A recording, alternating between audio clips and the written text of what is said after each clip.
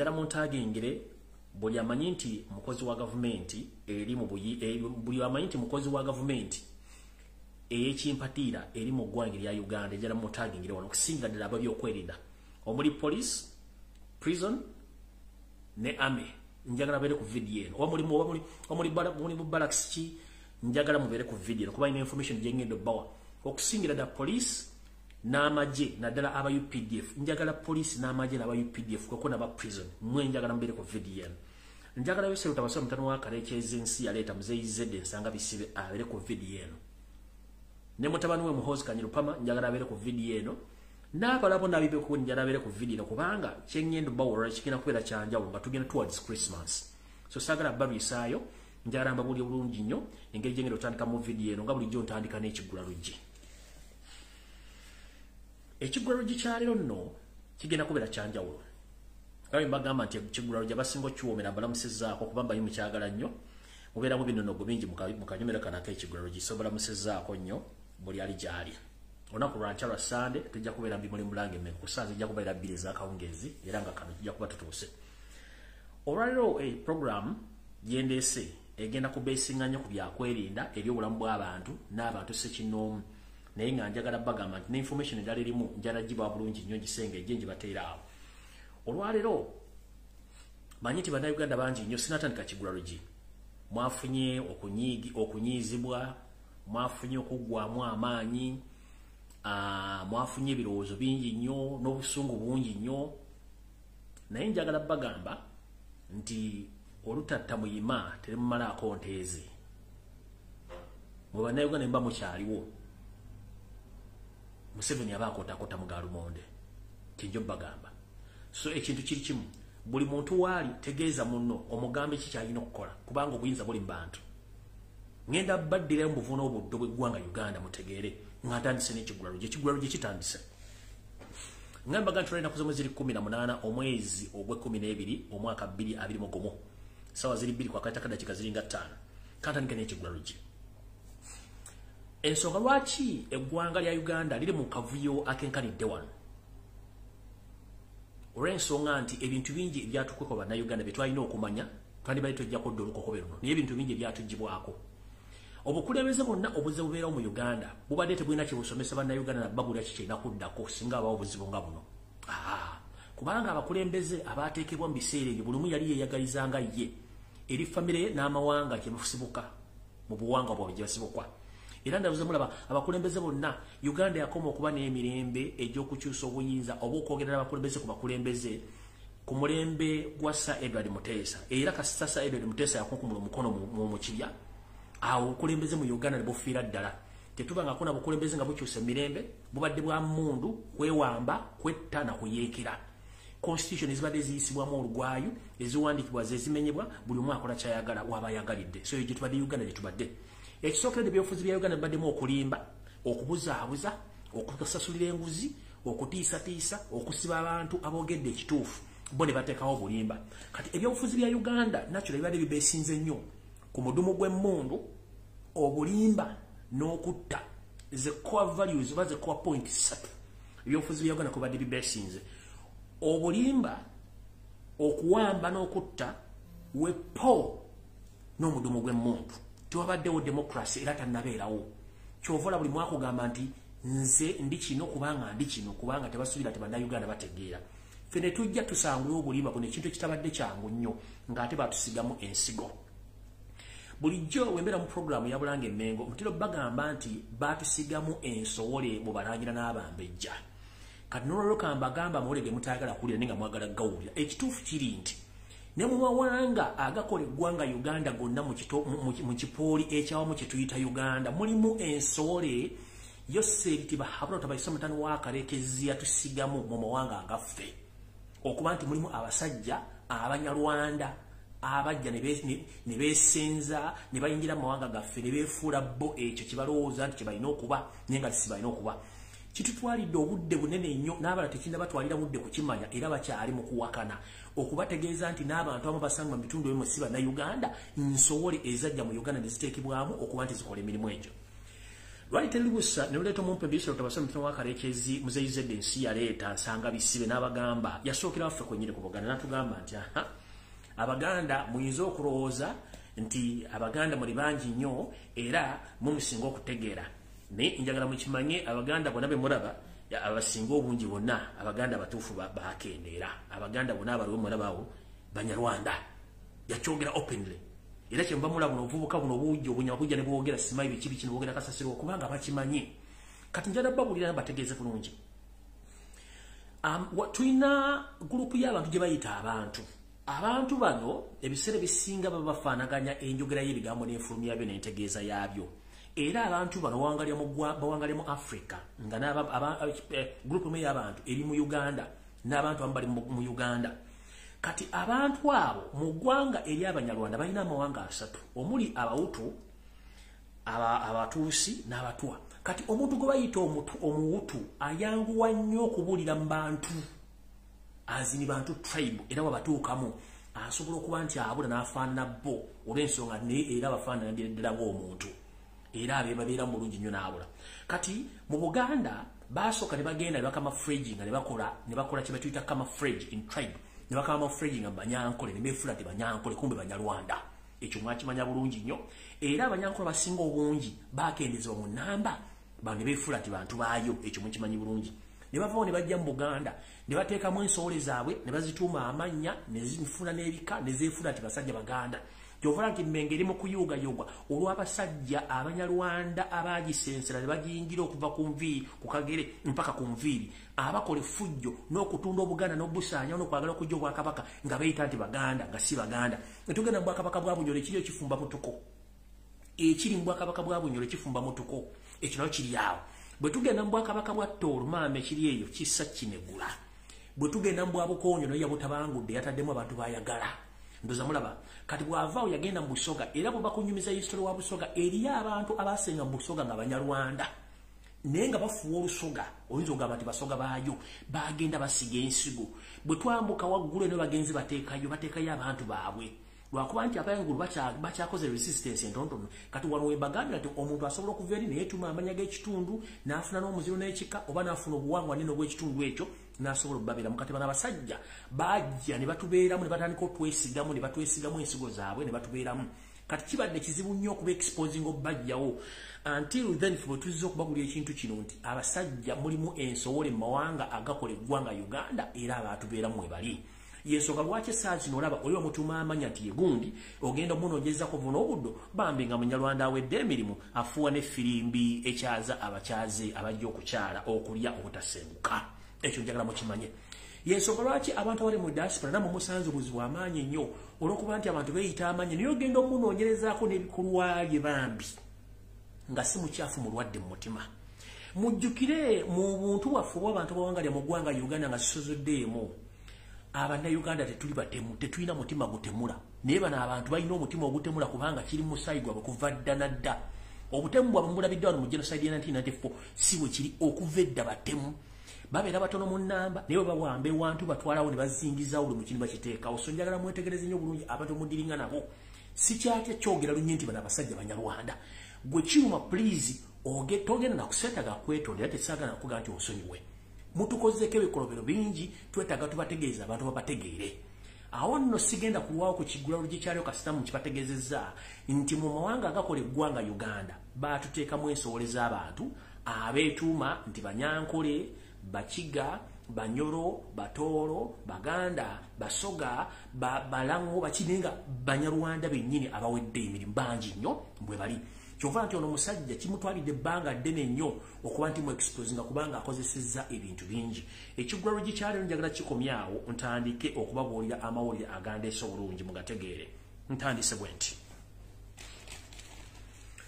okusookera ddala njagala kwebaza ekiggwalo gikiwedde kati ntandise okusookera ddala njagala kwebaza omukulembeze waffe Robert Kyagulanyi Ssentamu n'abakulembeze b'ekibiina kya National Unity Platform mwenna mu ggwanga lyonna emunsi yonna wepono okuyozaayoza abantu beekayunga ekituufu kiri nti akalumu akawangudde era mwebale kulonda naye nga mumanyi nti nsanga bisibe museyizedde ensi yaleeta abasajja bano bali half-baked oba okusoma kwabwe kwa Mungu bamanyi ekintu kimu mmundu kyobola bazigula bungi nnyo bwe kyomanyi okusinga obungi kwe kuba nti ebintu babikozesa fujjo n'amaanyi era bwe batyo balangiridde omuntu waabwe era nti yawangudde ffe tekikinako buzibu naye mu kino omukulembeze waffe yatugamba nti tulina okusooka okulabisa abantu bano olw'ensonga omuzannyo guno baatuzannya omuzannyo muwanvu nnyo kangubanyonyole kibadde kizibu nnyo okuexposinga Museveni to the fullest whereby nti Museveni abadde investinga sere z'eggwanga mu security muno mwe muli okubega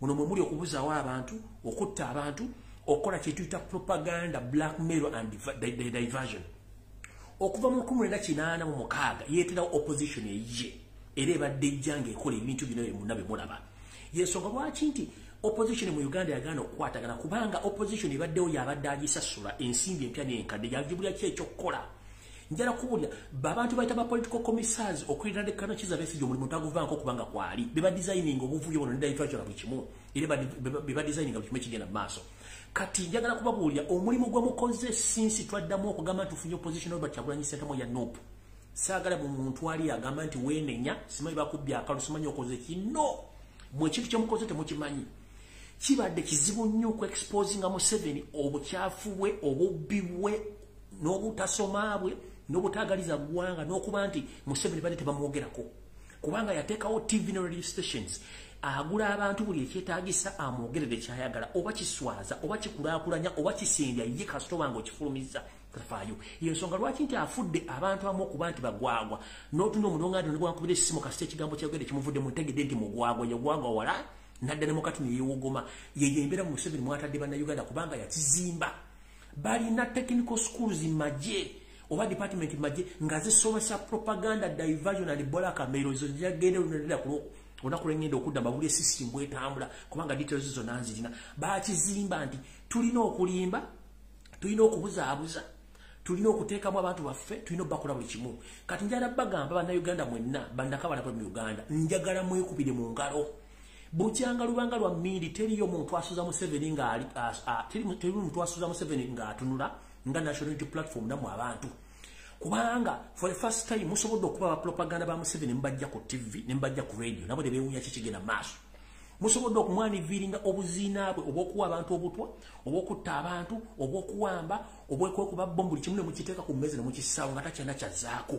okujjawo kati okuba nti alina kunoonyawo abogera ebigambo bino okubuusa abantu nga tujja babuusa yeyo teke Museveni gyabadde akozesa nti yasiga nansiga ensigo yonna n'agiteeka buli wayagala okuba nti emukolera watuukira okuba nti ne abazungu amagulu meeru abateekamu ensimbi batandika okumubegera n'okumukolera emirimu egy'okumuteerayo akabega ewaba wasaanidde kusooka weebuuze ku misango Museveni gyazizza okuva mu myaka gy'ekinaana baali bamuyiseeko mu kooti ero si wano muvunaana omusango kitegeeza nti abadde akosa ensimbi z'omuwomusolo okuba nti yeebuzaabuza ng'afuka anaaba nga buli kkubo lyonna aliteekamu musanvu okuba nti akola ki okuba nti yeezibira njala kkubulya woofiisi kati ezisinga obungi zonna oyinza osangamu omuntu ng'omulooza nti musoga kumbe munyarwanda oyinza osangamu woofiisi omuntu nolooza nti musajja muganda kumbe musajja munyarwanda genda ku bite bya Uganda bine bisinga obungi abakolako bonna kati banyarwanda genda mu bitongole bisinga obunene mu UN londa wawawa abantu basindikayo ba family bonna banyarwanda kino ekintu bakiteeka myaka gyabwe gire gy'okufuga emyaka 5 nga kiri well organized and well prepared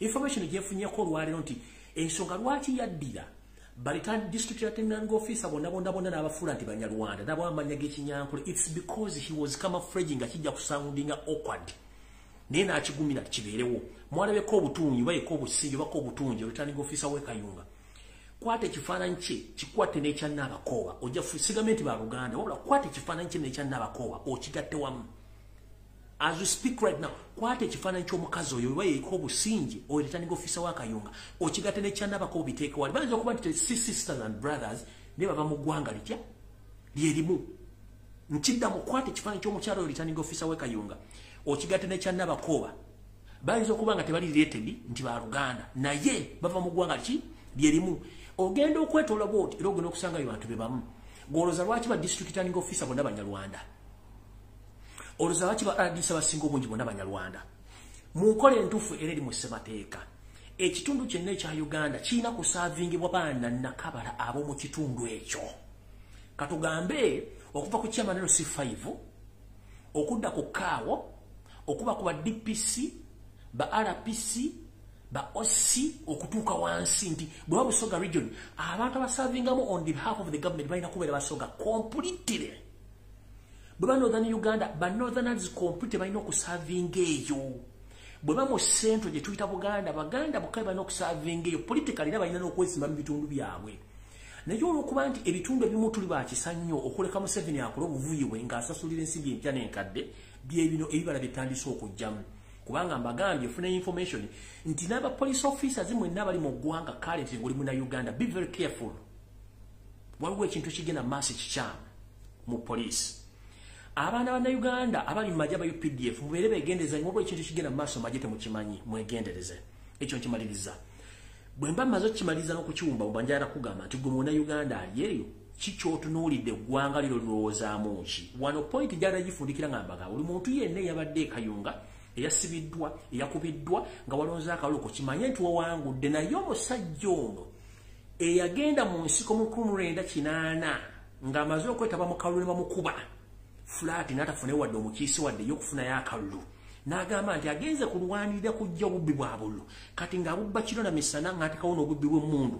Kitegeeza nti omuntu kennyini ebyaffe byeddiringana yennyini yagenda mu nsiko nga lwalisa okubba obululu kubanga yali akimanyi kiki ekiba mu kubba akalulu. Bwano Ssemateeka wa Uganda akuwa eddembe ng'omuntu nti singa olaba nti Ssemateeka wa Uganda amenyeddwa mu butuufu bwayo akuwa eddembe okwekalakasa mirembe, akuwa eddembe okugenda ku Parliament okuteekayo okwemulugunyaako. Era Ssemateeka wa Uganda yakugamba nti okukyusa n'okulonda abakulembeze kulina kuyita mu kulonda era okulonda nga kwa mirembe. Era Constitution ya Uganda nti amagye poliisi n'ebitongole by'okwetta birina kwenyigira mu kalulu konna wadde okweriranya ewalonderwa. Mu Uganda ng'oggyeko Chairman of the Commission abasigadde bonna mu process y'okulonda abasirikale ate Banyarwanda. Ekyo njagala mukitegeere bulungi muddamu kimbuuza. Era okulonda bakufuula nti kwa buvuyo era kubbibwa nga bwe kulina okubbibwa. Constitution ya Uganda ekugamba nti ekintu kyokka ekiba kisigaddeyo okukolebwa okusevinga Constitution ya Uganda obulamu bw'Abannayuganda kyekikola Museveni kyeyakola mu 1980 bwe yakwata emigemera wala n'agenda mu nsiko okulwanyisa gavumenti y'omumpembe Milton Opeto Obote eyali abbye obululu ate nga ye kennyini yaparticipating nga batamuwadde kalulu kyeyagenda n'akola. Ekyamutwala mu nsiko teyalinawo kirala kumenyawo bubbi bwa bululu ate kati bwakoze n'okusinga omugenzi Milton Obote. Kati Bannayuganda nabo mulina option yemu Museveni kyeyakola. Bw'obanga gowulira akalulu kakooye olina option y'okugenda n'okwata emmundu kubanga it's a constitutional right yo nga peaceful means ziganye. Naye ate kino kinjagala kibagamba in return njagala mwetegereze nnyo omuntu gwe tudiringa naye ye muntu ayagala ennyo emmundu naye ng'ajagala nga tamanyi bwevuga Museveni takubangako mmundu. Abasajja abalwana baali Bannayuganda bo basanga bisibe era n'abasajja abakuba emmundu bonna babatanga amaze okutuuka. Ono omusajja atubuzaabuza nakuba nti mwe temukitegeera bwe nkyababuzaabuza kati njala bagamba bwe nti okulonda okuli mu Uganda kulinga Omuganda bw'agamba nti ssemusota guli mu ntamu. Abatali Baganda kankibanyonyere bulungi nnyo. Oyina amakaago naye nga entamu gy'olina okufumbiramu ogenza okizula nti erimu omusota. Omusota ekisooka ogutya nti gujja kuluma. Omusota olina kukuba mukube. Ne bw'ogukuba togenda kufumba. Ate tolina gy'ogenda kugula seffuliya. Kikolwa ki ky'olina okukola? Obutafuna bulebe kuva mu musota guli n'okusigaza esseffuliya nga togyasizza. That is the solution gye tulina okufuna.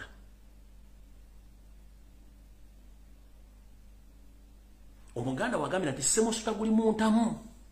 Obeera ne options bbiri. Either obutafumba oba ogukuba ng'ogubbira mu ntamu entamu n'eyatika ebyokufumba n'obivaako. Emmere oba ogenda kwokya njokye era oba ogenda kulya njokye oba nkalirire. Kati bakulu bannange njagala bagamba ekituufu kiri nti bagamba nti omuzizi azimbya ttwe. Akalulu kano ffenna tukimanyi nti mu mateeka ke tulina okukozesa naye bwe kaba kaganye waliwo option endala eri mu ssemateeka. Naye ekirala kiri bwe kiti nti bw'ogamba nti ozira akalulu still omumpembe ye ajja kuteekawo ensowoleze zijje zeesimbe nga mulaba tukola mukolo ka pulezidenti yeeretera abantu abagenda omuvuganya n'abateekawo. Era be bantu abamukulisa okulonda nti okulonda kuwedde nti mukulu weebala owangudde. kati mujjukire ne mukuleta referendum eyokuza ebina by'obufuzi abasinga obungi baali baganye ye kenyi neeretera Okyegere owakayibwa n'amweterawo ne bavuganya era ne bazza multiple party kubanga twali mu movement n'aleeta Okyegere ye kenyi nyamweretera bobuuza Okyegere abasinga obungi temumanyi yajja ne kusimbo yakayibwa n'amuvuganya ne bazza ebina by'obufuzi Museveni bw'omuzirira akalulu agenda kuteekawo abantu be kubanga ebyo bannayuganda ng'obwongo bwabwe bulowooza ku kimu ssente so si ggwanga gyabwe nkiddamu bo bolowooza kimu ssente so si ggwanga lyabwe bw'omuwa miliyoni eno kye kiba kiwedde bw'omuwa emitwalo 10 kye kiba kiwedde bw'omuwa akawumbi kye kibadde kiwedde tatunuulira kirala kiddako mu ggwanga kye ligenda okudda ku ggwanga kiri ayagala kati njala bagamba muli bantu bakulu essaawa zino mutegedde nti okulonda tekukyasoboka mu Uganda tuzaako ki ekibuuzo kiriwo tekiri wange nze ngenda kugamba tulina ebintu bibiri ekisooka bwe tuzira okulonda era still agenda kujja ateekebwa bamuvuganye era akalye kyekisooka ekyokubiri bwe tugamba tugende mu ngeri y'okwekalakaasa tubune ebibuga byonna tumuggyeko mirembe ekisookera ddala bannayuganda basinga obungi balina kye tuyita akatengo bakajjawa omusajja yaleeta enkola ey'okwavuwaza bannayuganda nti bakolerera kye babayita zenkolawo zenja zaddemu okutereka omuntu atakoze leero tasobola kusula wonca nga talina kyakulya buli muntu afa ku lubuto lwe n'abaana be tulemeddwa okufiirira eggwanga noddirwanira wabula tufa ku lubuto lwaffe nze kamakogera ne bannavadda ku social media naye nagamba nonna okulwanira eggwanga lyange kati bannayuganda nga talina kyagenda kulya kawungeezi oba enkya oba okulabirira abaana be tukyalina ekizibu ky'amaanyi nnyo okugenda obagamba okwekalakaca obula nti abantu abasinga obungi bagenda baga nti akiye Uganda kitutandika tubeere gye tuli tukiveemu si lwakuba tebaagala wala mubamalamu amaanyi bannayuganda bumujja mentalite y'okugamba nti zenkolawo zendya kitegeeza tetugenda kukyusa bukulembeze naye nga tebujja kukyuka kubanga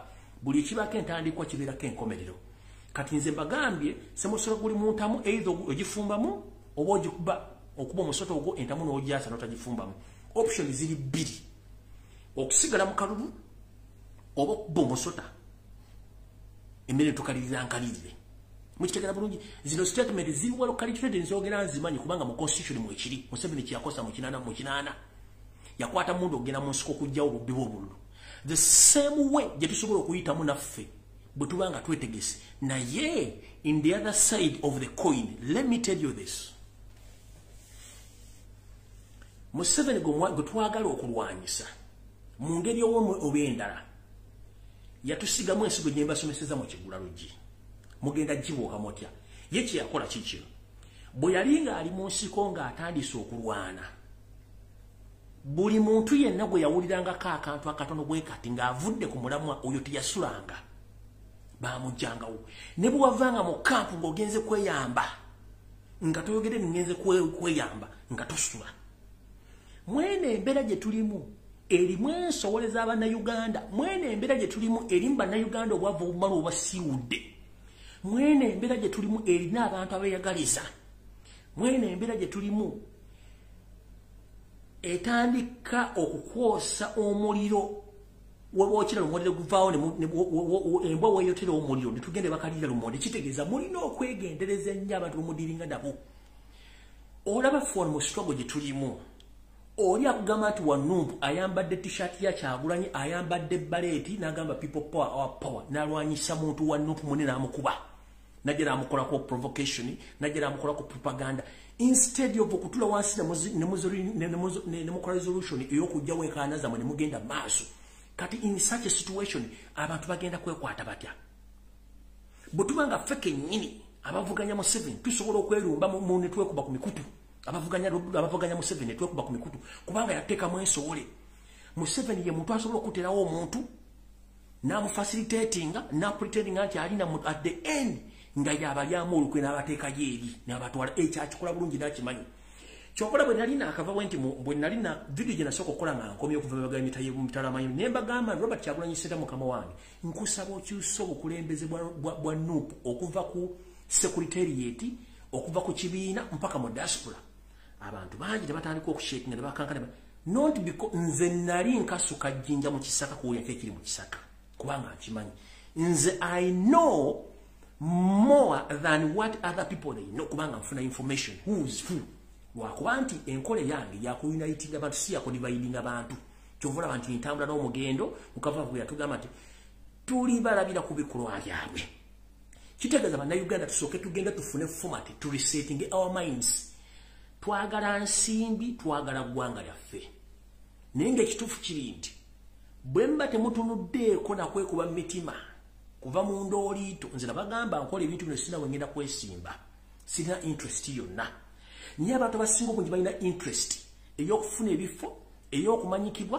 ey'okufuna ensimbi n'eyokuba nti bakolera sayidi bbiri bwe tuba tukyalina elements ezo kijja kutubeera kizibu nnyo naye mu kutubeerera ekizibu bagamba gy'okoma okunyigiriza ennyo ennyindo ogireeta omusaayi bannayuganda njagala tuve mu ntula gye tutunula mu byobufuzi tudde mu kutunulira eggwanga nammwe abali mu NRM nafunye information nammwe mwakyankalanye olw'engeri akalulu k'ekabinga gye kwakwatiddwamu n'ekibiina kyammwe gye kigenda kisiigibwamu ettoomo engeri y'okubba akalulu. The fact is Museveni anaatera okuyita olukiiko lwa NRM ebigenda okuba mu ngenda bibawula essaawa zino n'ebigenda okutesebwako n'ekino ojala kibaga bannayuganda ebintu bingi bye tulina okusooka okukyusa mindset yaffe nga bannayuganda. We have to set our mindset, we have to reset our mindset. Tusalewo twagala Uganda ng'ensi. Are we interested in money? Or we want to stay in the same situation as we are in right now? Kubanga Uganda teri mateeka. Essente z'omusolo ze bakozesa okubagoba ku mataka, ze bakuba okutwala abaana bammwe okubagema, oba okubakola ebintu ebikyamu, amasomero maggale, buli kimu bakikola mu Uganda, buli kimu bakikola mu Uganda nga temumanyi. So tulina okukyusa mindset. Nze nsigala mbagamba bwe nti with the meantime nsanga bisibe ensi yaleeta bw'omugaana okuparticipate nga mukalulu ajja kuleeta abantu be kyekisooka. Bwe tugamba tugende twekalakaasi bannayuganda tebaagala kujja ku nguudo kubanga they are satisfied where they are. Okitegeera? Some are not satisfied but because they fear olw'ensobola ezatutekebwamu nga mu kutambuza olugambo teri abakwatira nsawo nga nekyawulira kisobola kusula nakyo mukama wulira kimwokya ng'agenda azonga nakyo. Abaganda baffe bangi bafiirire mu struggle eno olw'okuba nti abantu be tulina abo tebaagala kusula na bigambo. Lwakiri akigambo mukazi we naye nga mukazi gwakigamba mukozi wa state takimanyi. Museveni watuukira okugamba nti mukazi w'ombega akubega n'agamba mukazi muganda w'ombega omuntu gwemukola naye ku mulimu mbega. Kiki kye tulimuwona kye tulina okubeera? So nno njagala tubenga tukola ekintu kyekimu ffenna tusooke tufune mindset esooka. Eggwanga lyaffe tulyagala oba twagala nsimbi. Maliriza ngamba bwenti. Nze ng'omuntu kama kwogera mbawa options nyingi era ne mbawa ne answer. Option esooka eri mu mateeka mugiwulidde. Museveni takyasobola gikkiriza. Yateekawo n'amateeka gagana abantu okuŋŋaana. Option esoboka ziri bbiri. Esooka yakwekalakaasa. Ne bannayuganda temwagala kusituka. Option y'okubiri yakukwata migemero wala nga bwe yagikwata mu 18 n'agenda kubanga ekyamutwala kwali bubba bululu nakati bwe bulwera yabubba. Naye option eyo erimu obuwayiro bungi nnyo kubanga n'okuganda mugenda kukwata mundu mulina okumala okuyita mu mateeka nga buli kimu kiganye ne mukola apiru zonna mu kooti ne zigaana then ne mulyoka mukola ekisemba isikuva buvire mugenda kukwata mundu no kubanga bajja babuuza kozi kye batwala okukwata mundu mwagenda mu kooti ki mwagenda ludda ne mukola kino kuba birina okubeerawo okubeera gadi kinchiri kye mugenda okukola kubanga ye kenyini already ayinayo abantu bali mu nsiko basobola okukola ekintu kyekimu mwanooza nti mulina abantu kumbe omusajja muyaayo mukitegera bulungi. So twetaaga Victoria yaffe twetaaga okwagala n'okuyunitinga. Ekyokubiri tulina okwesigaŋŋana. Ekyokusatu tulina okumanya kiki twagala. Ekyokuna tulina okumanya abantu tulingana bannayuganda. Ekisookera ddala okuva mu 1962 Uganda ng'efunye obwetwaze tetubadde na opposition, tetubadde na byanabyabufuzi, tubadde n'abayeekera n'abasirikale, tetufunako civilian president tabeerangawo. Buli civilian president gwe baaleetanga bamuwambira within weeks or months. Ekisembayo ekintu kye bayita obulimba bwe bafugidde mu Uganda okumala emyaka egya 58 egigenda mu 6 kibadde kizibu nnyo okukyusa mindset y'abannayuganda ati Museveni abadde abalimba ne gavumenti ezaaliko zonna zibadde zibalimba to the extent nti omusajja atuuka n'okujja ku radio n'ayogera ekigambo ng'okiraba kifu ne bakibaguza ne mukitwala. to the extent omuntu atuuka n'okujja mu parliament n'ayogera ekigambo nga kiswaza nene mukitwala oyina ginaga nti embese ziguze million 8 ne mukkiriza n'abatera abantu abadivite ne bateekawo diversions ne muzigenderako ne muva ku kino ne mukireka ne muva ku kino ne mukireka ye akipinga on bality yakinda kubawo kino mukivamu ne mugala n'akubawo kino ye akipinga on gula time ng'agula time kati nawo sigenda kulwawo okugenda ku kintu ekirala ekiddako.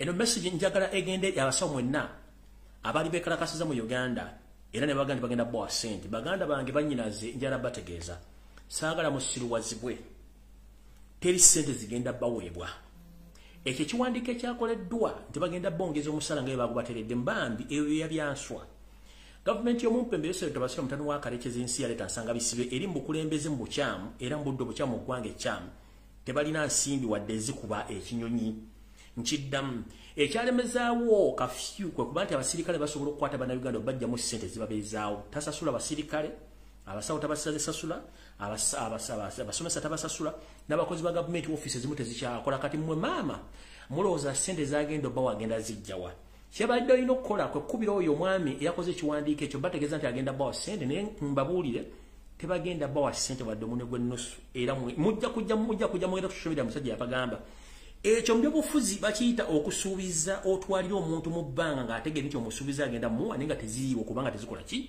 teziriiwo so saagala musugumbize ng'akimezezza okw'omusana nti ssente bagenda zibawa teziriiyo kubanga ne challenge balina ey'okuddamu okugula amasomero abasomesa abasinga ebitundu 6 ku buli kimu tebagenda kudda amasomero okusomesa kubanga bamanyidde embeera ey'okweyiza akawuka kati mu abalowooza ne mugenda kusasulwa nsimbi teziriiwo era mwandibadde mu yengeri gye mugenda okwetetenkanyamu ng'obudde bukyali ekyo kyo kibaguwulidde nga nkijje mu sources ennekusifu ntandise bwe nti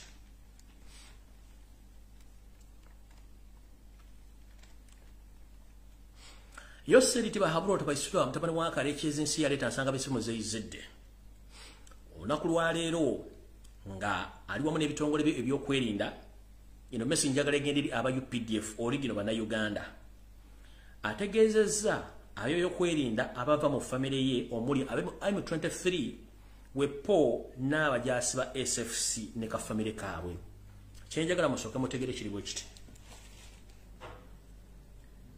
omuntu yenna gwolaba nga akutte emmundu n'akuba essasi oba n'akuba munnayuganda oyo si munnayuganda ge magye ga SFC ge magye ga ADF ge magye ga M23 nkiddamu kabere wa polisi akuba essasi mu bbanga oba n'akuba munnayuganda omuggo oyo si wa UPDF si wa Uganda Police basirikale ba ADF basirikale ba SFC ne M23 wepo ne bansanga bisibe yeke nnyini beyereetera okuva mu Kampala abayaye bajja mu makomera abadde mu ngoye za bulijjo abadde bakuba abantu embooko mu kwetoola eggwanga lino abadde by election nkiddamu teri serving officer mu Uganda Police ali well educated and dedicated eyakubye omuntu mu Uganda omuggo taliyo mukaluke kayunga ne by election zone ezabaddewo babadde bayaye amasirikale ba SFC aba M23 n'aba ADF mulomo muli iso semwai ne eso bibakoze emirimu egyo kati mundu mwagala kutegeera kulomanyi kuliko abasirikale abanene abamanyi ba general n'aba police ntegezeddwa bwenti nti ne mu 7 wana agenda ne wabatagenzeewo abasirikale abasinga obungi bannakabala bannayuganda batambula n'emmundu nga nkalu era mu 7 wana agamaja agamutambulira ku gegaba n'emmundu ezirimu amasasi abasigadde tekuba musirikale yenna ayina mundu eri mu sasi kabere nga pisto ekyakiwakanya jambuulire okusinza ku information gyegenda okubawa nkiddamu abasirikale bannakabala ba serving police officers ne serving UPDF officers tebalina mundu babazina zibeera nkalu temuli masasi ntandise bwe Museveni yalagidde nti buli ditachi yonna esangibwa mu ggwanga Uganda omuli ne amare zonna zirina okubeera monitored by CMY ISO n'abajaasi baabwe abekimpatiira abakola emirimu gy'omubegera kino nkikoze bwe nti muno muli ditachi za polisi n'ez'amagye teri wa poliisi kabere wa maje akirizibwa kweriranya amale wadde okulirana emmundu yonna okutandika n'olunaku olwaleero. Nkiddamu Yoseri tibahabulwa lutabaisibwa mutano wa Karekezi yalagidde ekiragiro kino nti ditaachi zonna okuli ne amale eza poliisi n'ez'amagye zimonitaringibwe basajja be Abanyarwanda abali mu ggye erya M23 wepone SFC ne Semwayi.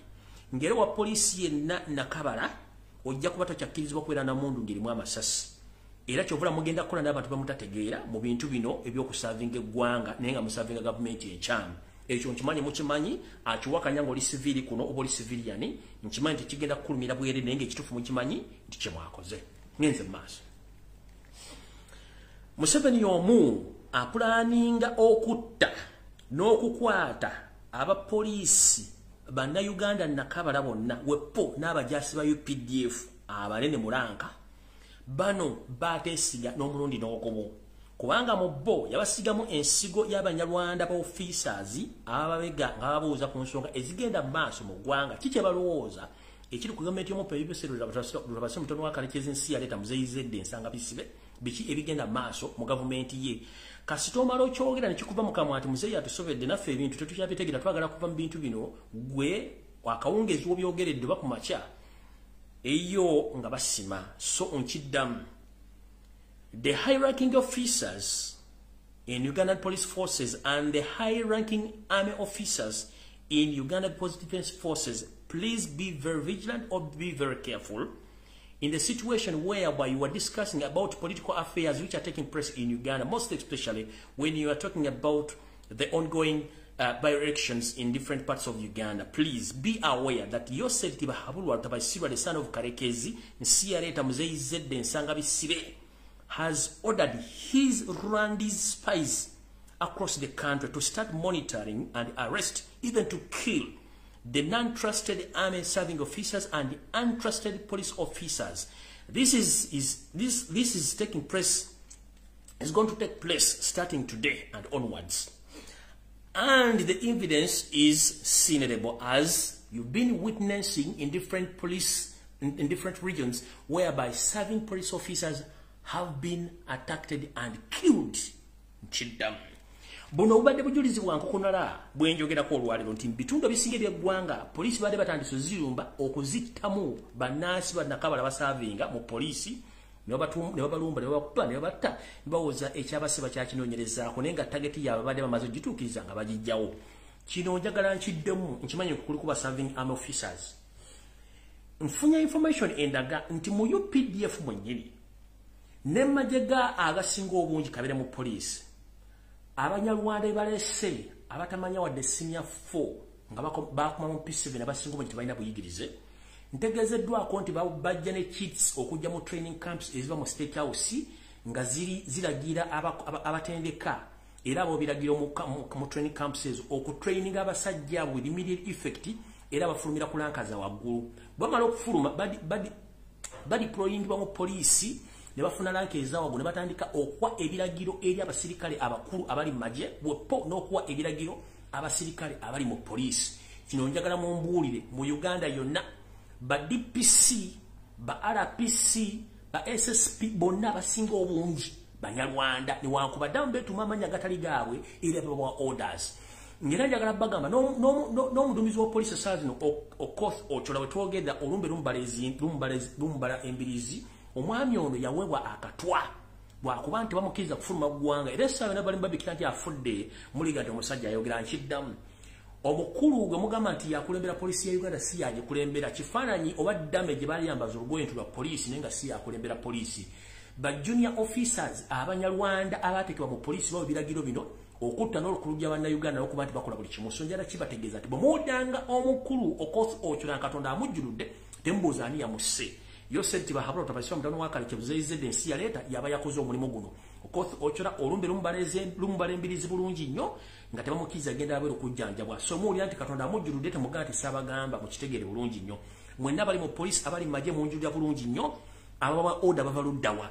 Kino kigenzere mu ministries. Ekiri mu ministries kifamba kikitokota. Oyinza okuba nga oli full minister naye ng'akuwa order junior staff yakuwa orders era yakuwa ebiragiro. nenga junior staff ogeno munonyerezako nga munyarwanda wedde emirimu atonya ne moli tugenze mbitebyo nebisinga obungi kazibe embassies zonna eziri mu Uganda eziri wabweru waggwanga zonna but junior officers with the Rwanda origins bebawo biragiro including where I'm seated right now. There is a junior officer. He's the overall commander of all duties of Ugandan embassy in Ankara. That is the capital city of Turkey. He's the junior officer, but he's the one giving all the orders.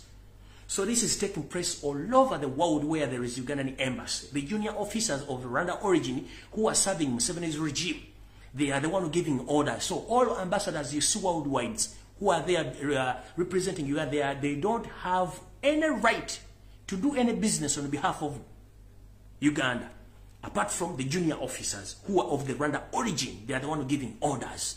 I think this is the rightful information, and I'm giving to all this information to all Ugandans to be prepared that we were invaded and we are still under the military control.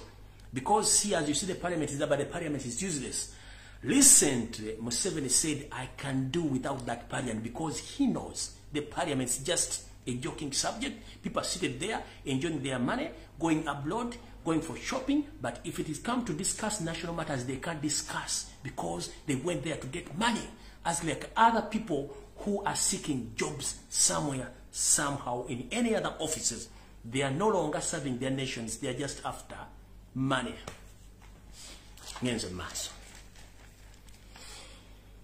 So, abamaje mwenna aba UPDF nga muli banna Uganda, Saudi muti Muganda, munyolo musoga, mukimanye nti waliwo mission egenda maaso, egenda okubange batuukako, bagenda tandika okujjawo omuko muno bakwata ngenze maaso. Akaseera konna okuva kati, Yoseti bahabula otabasira mutano wa Karekezi, apulaninga okuyita olukiiko lwa NRM olukulu, lutuula mu Nambiro nga nena bugisimu fungize batandika okwogera ku nsonga ezigenda maaso mu ggwanga. Eri obutabanguko n'okuba nti beeralikira okuba nti gavumenti yabwe yinza okusuulibwa. Mu kino Museveni atidde nti mukalulu akabadde ekayunga bakozemu effujjo lingi nnyo n'okulabisa ekibiina era bannakibiina basinga obungi bagamba wadde mwalangiridde wa NRM ekituufu kiri nti Nauku yawangudde era mukyala Nakwedde yawangudde naye biri bintu bye tukola si zimu ku principles za NRM era abantu bafyuminga mu NRM kino ne kibagambiddewo nti abantu mu NRM basinga obungi batandise okugamba bino ebintu nedda biddugaza amanya gaffe biddugaza ekibiina wamu n'okuba nti batuyita abantu abatakyaswala abatakyasobola kulowoozaako ggwanga. Mu kino ku nsonga ezimu ezigenda okuyisa NRM Executive Committee batuule ku nsonga zino kiri nti omwami ono nsanga bisibe ensi yaleta muzeyizedde yafunyemu ekirowoozo. Ntegezeddwako nti anoonya ensimbi esobola okuddukanya judicial system mu Uganda. Jukira ebitongole bisinga obungi omuli n'eggwanga lya Amerika lyamumma ensimbi okusavinga oba okuddukanya ekitongole kino ekya Uganda Judicial Commission tebakyabawa ssente. Kati anoonya kyetuyita overturn wagenda okukwatira akyuse ebintu bino basobole omuwa ensimbi. Mu kino ayagala kusala kakodyo jukira kooti ye abawabi b'emisango babe era bwe muwulirayo omuntu yenna awaba omusango on behalf of NUP obanga aguwabye ng'omuntu muna Uganda nga awaabira eyavudde mu kulonda kwekayunga directive zigenda kuba nti omulamuzi yenna agenda otula mu musango guno alina okuvataaninga Victoria NRM balangire nti Nakwedde yawangudde okugezaako okusika eri okulaga ensi z'ebweru nti omwami ono judicial ekera bulungi banna Uganda bamuwaayiriza asobole okuyula omusimbi omuliri okuva mu bamagulu meeru gy'azesaba kubanga bazimu mu judicial system teriimu amu ssente. So temukyewuunya nga wazzeewo akabadi kano akogamba nti waliwo awaabye nti okulonda kuno kwaddemu obuvuyo era kugenda kukyusibwa either bayinza okulangirira Nakwedde oba okuddamu okulonda ne bakireka nga bwe kiri Nakwedde n'awangula oba omuntu yenna n'abazemu okwesimba n'awangula nenga bankala kizannyanga akakodyo okugyawo ekintu kino kubanga kyabaswazizza nnyo tekyabalekedde kawale ka munda era nga bwe tuwogerera nti bo baswadde ne baswalukuka era kyembamula nti buli muntu bamuwaddeyo ssente ajja ayogere byayagala nga ndabyeko ne muzeyizedde kinvinvi eyayita kapitaani w'ennyonyi oba azivugira mu kisonyi mukulu Francis Babu ng'ayogera ebigere bitakwatagana. Ekikulu nkimanyi nti Museveni mulogo abantu be bonna basinga obungi yabawunika n'abakwatako emizimu buli omu kyavaayo okwogera weewuunya nti bikwatagana n'emyaka gye buli omu bw'avaayo okwogera weewuunya nti ono musajja munna Uganda musajja mugwira muki naye ate seewuunya nnyo Captain Francis Babu endowooza yo ngimanyi yamunguuba eringa akajiiko k'obusera ke batabudde mu mata kubanga nkumanyi physically nkumanyi practically nkumanyi ng'omuntu n'ebyobufuzi byonna babadde mu Kampala byali yakugulirira okuva ebbanga lyonna ate nga n'olulimi olw'okulwogera tolulina mu kubogoka tomanyi mbwa gye bawadde magumba kubanga eba ennyo ennyo omukira gy'olowooza tebagiwadde kyamaanyi nnyo kumbe ennyama yasigadde wa mukama waayo kati bano bonna abali mu kuwujja obunyama nga balwanira gavumenti yabwe okusigala bakimanyi bulungi nnyo nti si babbi baweweta mpisi kundi bamanyi nti omunyago gwabwe gwonna guyimiridde ku Yosefu Tabasira mutani wa Kalekyezi mukama wamuvuunulira tamuuye oba tumukunkunya omukono mu kibya buli omu agenda kuba atandika okumyumyula akabina ke ateekemu ebitamu nga betobikola mu primary okwewuna embooko okujjako amaliba ku kabina akatuula obulungi kwe kuba nti bakuba jjejjerebu okuba nti gavumenti esiga naye wakimanyi bulungi nnyo nti omubbi bwobba n'oyonoona ate ekiba kiddako kukwasa maanyi ebiddako ensi yeramula ekyo mukitegedde ngenze mu maaso era mu kkowe lyerimu gavumenti y'omumpembe Yosefu Tabasira mutani wa Kalekyezi njala tegeeza ab'ekibiina kya NUP era mumpulirize bulungi nnyo gavumenti y'omumpembe Yosefu Tabasira mutani wa Kalekyezi wetwogerera essaawa zino epulaaninga okusindika omwogezi wa poliisi either anaabeera muzeeyi Piano Fred Enanga oba anaabeera omwami oli omulala omunyarwanda okuba nze nja muyita munyarwanda gwe bayita Owesigire kuno kugenda kweteekako omwogezi w'amagye oyo mukyala ajje batuule babiri batuuze engalabi zaabwe babiri oba basatu nga bwe bakola okujja okubuzaabuza eggwanga omuntu bw'abanga ayogera mazima teyeetaaga kukyusa maaso wadde okukweka amaaso mu statement bazibawandiikira ne muzisoma temwogera kuva mu mutwe gwammwe kyetuba tubagamba nti bw'oba osaze okusasulibwa kufuuka musiru ojja kufuuka musiru ntegezeddwako nti state epulaninga okutandika okukola statement eziwe omwogezi w'amagye oba wa poliisi abagenda okuvaayo okwogera ebigambo bino wammanga ng'ekigenda obakozesa statement eno baagala kuteeka Robert Kyagulanyi Ssentamu nkikiyita okubeera mu maka ge mu bufuge era nga musibe nga tagenda kuvaamu nga ne munaaba mututta omusango mu kkooti nga mugamba Robert Kyagulanyi Ssentamu yasibiddwa mu maka ge mu bukyamu era kkooti yennyini egenda kuba tesobola kusala kintu kyonna egenda kuba emulemezaayo kubanga bo kye baagala batidde bagenda gamba bweti tugudde mu lukwe nti ebyavudde mu kaluke kayunga n'ebadde bitambula mu ggwanga lyonna bikulu libaddewo Robert Kyagulanyi Ssentamu n'abantu abamu abakulembera ekibiina kya NUP batugudde mu lukwe lwabwe nga baagala kuvuunika gavumenti y'omumpembe Yosefu Tabasira mutani wa Kalekyezi muzeyizedde ensi yaleeta nsanga bisibe kino bakimuteekeko bamuteeke mu house arrest ebbanga eritali ggere era essaawa yonna kigenda kujja bwe mukiwulira okujja nga bagenda kikyusa kubanga yenkula yaabwe so njala tegeeza Robert Kyagulanyi Ssentamu omukulembeze w'eggwanga omulonde nti mukama wange kino bw'owulira nga Enanga Fred Piano akyogedde oba omukyalo oli oyeeyita omukyalo Muganda Flavia Byekwanso nga ze n'akyogera teweewunya kubanga Flavia Byekwanso zimu ku nsowole eziri mu Buganda ezitutawanya yeyita Byekwanso kumbe mukyala Munyarwanda. The reason as to why Museveni doesn't employ the real Baganda because he knows he can't use them. He just wants to use these people whom he brought himself. He brought up those people by educating them, facilitating them, and employing them. So there are those people whom Museveni uses to come in public and utter their nonsense because he knows Ugandans, we don't care. So anytime from now, if you hear this Flavia Byekwanso, the likes of Enanga, all these gentlemen, the assistant spokesperson of police, Simanyi Sijui Nani, ngazena ayogera fulani gubogedde mukimanyi nti balina kibapulaningira Robert Kyagulanyi Ssentamu muteeka mu house arrest kubanga bakimanyi nti entabiro y'okukyusa gavumenti yonna etunulidde Robert Kyagulanyi Ssentamu olw'ensonga nti bano beyeeterawo bonna twagenda tubambula engoye mukana akawairo njagala kusooka kuyimirirako wano bategeeze ebiina by'obufuzi byonna ebyaliwo ekansangwa byafuuka matogero agalimu ebituli ekyo pia kimala bulungi n'akikola kyova yayabaga nti 221 tegenda kubeera opposition yali akimanyi nti amaze abawadde amataka abawadde ssente abawadde amamotoka abawadde abakazi abawadde buli kimu abawadde life insurance bafunye teyamanya gye twava mu kino otegeeza ki omukulu Richard Kano Kiza Besigye Kifeefe ensi yaleeta sanga bisibe muno mwakanule amaaso ngago babikuliddeko banga omutama zeo natula mu suwani y'omukulu nga mukyalimu ekifi ky'enkoko omwami omujjukire yali akwasaganya ebyobufuzi mu kibiina kya NRA ne mu Fronasa ye mwami y'omu agezezzaako nnyo okubuzaabuza bannayuganda okubalaga nti akyali munnabyabufuzi ono si munnabyabufuzi musuubuzi. Recently oba gye buvuddeko yaletawo ekibiina kya red card ne tumukikuba ne kivaawo ne kifa. Balina ekirala kye baleese nga baagala okukwasa ensonga y'ekayunga nakyo mukikube mukitte. Lwaki teri busa nawandiikira oludda oluvuganya mukulu Mpuuga Mathias ng'alina ebiga byamugamba naye neewuunya. Mmwe abantu abatasobola mulya mmere ki okutuuka okuba nga wavuma Robert Kyagulanyi Ssentamu n'ovuma Nuupu kati ogiwandiikira mu kkowe ki?